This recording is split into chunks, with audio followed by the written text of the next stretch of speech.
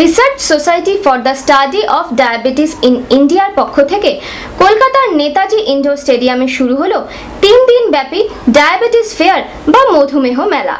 বিশেষত ডায়াবেটিস নিয়ে এক জনসচেতনতা গড়ে তোলাই ছিল এই মেলার মূল উদ্দেশ্য। এই মধুমেহ মেলার শুভ উদ্বোধন করেন পশ্চিমবঙ্গ সরকারের স্বাস্থ্যমন্ত্রী শ্রীমতী চন্দ্রিমা ভট্টাচার্য।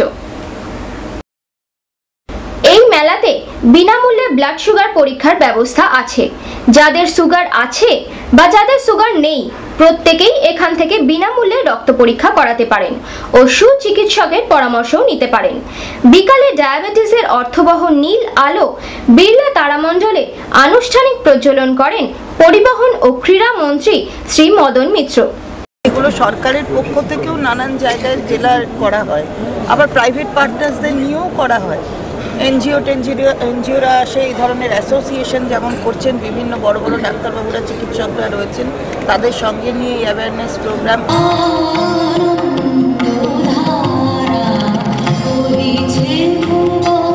দোকানেই যাবেন, যদি অন্য ডিসকাউন্ট রেট হয় তাহলে ইনসুলিন কিন্তু 54% রিবেটে পাওয়া যায়। Today we are observing the World Diabetes Day under the blue umbrella. We are uniting everybody. And now I am reading World